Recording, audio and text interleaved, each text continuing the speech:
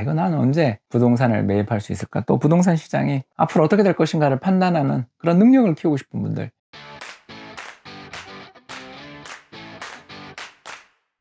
안녕하세요. 이코노미스트 홍춘욱입니다. 최근 돈의 역사는 되풀이된다를 쓴 저자이기도 한데요.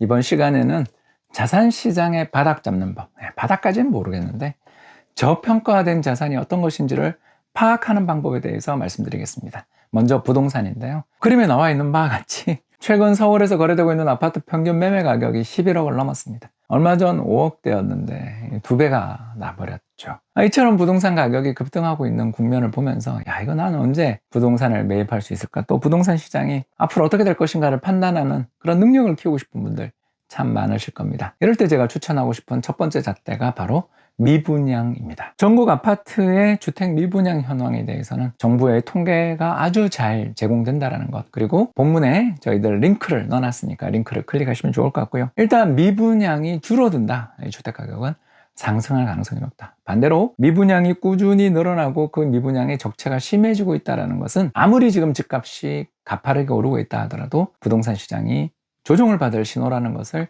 파악하시면 좋습니다. 미분양이 이토록 적은데 언제 늘어날 날 있겠냐 이렇게 질문하시는 분이 있겠습니다만 그건 모르는 일입니다. 그림에도 나와 있는 바와 같이 주택 가격과 부동산 공급의 관계는 비슷하게 움직입니다. 집값이 상승하면 분양이 잘 되니까 주택 공급도 늘어나죠. 반대로 주택 가격이 조정을 받을 것 같은 시기에는 주택 공급도 줄어들고 실제로 수년 전에 지었던 집들이 입주가 시작되면서 집값을 떨어뜨리게 됩니다.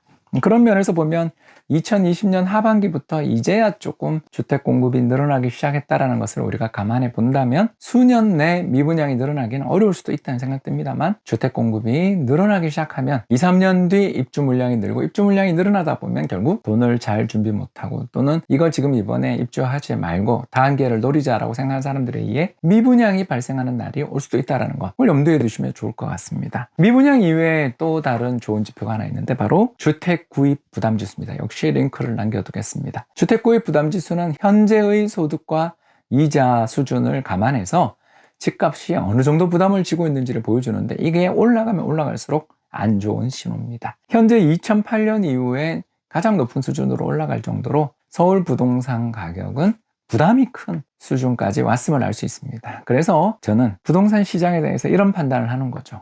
굉장히 부담스러운, 즉 버블의 초입이다, 서울은. 그런데 주택 공급이 너무 적고 또 미분양이 너무너무 줄어들었기 때문에 수급은 여전히 강한 시장이다. 결국 가격의 절대 부담은 있지만 수급에 의해 시장은 더 달려가고 있는 그런 국면이다라고 말씀을 드릴 수가 있겠습니다. 자, 이제 바닥의 징후, 수년 뒤에 오겠죠. 바닥의 징후에 대해서, 그리고 2030이 환율 급등했을 때 저평가됐다고 판단하며 집을 사야 되는 그 타이밍에 대해서 말씀드리겠습니다. 첫 번째, 부동산 낙찰가율에 대해서 관심을 가지면 좋습니다. 서울 지역 기준으로 해서 2014년, 15년에는 낙찰가율이 70% 정도까지 떨어진 적도 있었습니다. 물론 지금 최근 서울 아파트의 경매 낙찰가율이 116%, 3개월 연속 사상 최고치를 기록하고 있는 상황이니까 지금은 부동산 시장 살 때라고 말하기는 참 어렵습니다. 그런데 왜 낙찰가율을 보라고 하냐고요? 시계를 불과 2년 전으로 돌려서 2019년 3월로 가주십시오. 그림 하나 나와 있죠? 3월 경매 낙찰가율 66.8%라고 너무나 놀라운 숫자의 차이에 놀라게 됩니다. 이때 왜 이런 일이 있었냐고요? 2018년에 있었던 주가 폭락, 그리고 미중 무역 분쟁 영향, 여기에 정부의 9.13 대책 등으로 인해서 부동산 시장에 대해서 비관론이 팽배하던 시절, 이때 낙찰 받으신 분들은 인생의 승자가 지금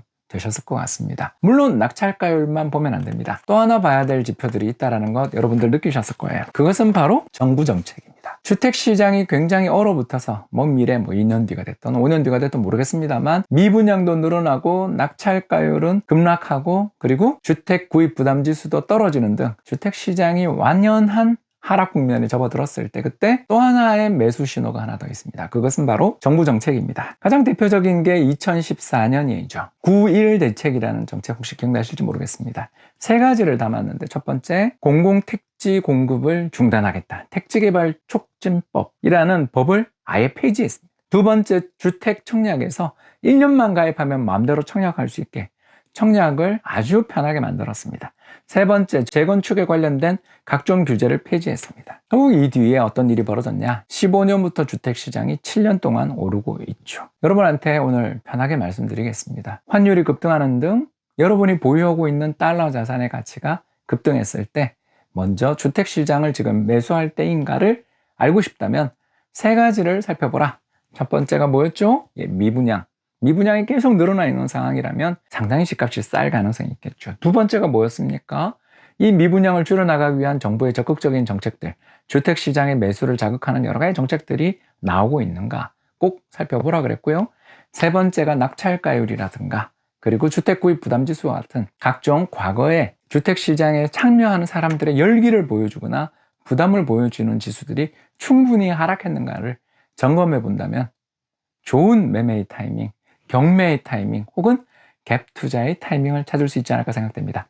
다음 시간에는 주식시장이 패닉에 빠졌을 때 매수하는 방법에 대해서 말씀드리도록 하겠습니다. 지금까지 경청해 주셔서 감사합니다.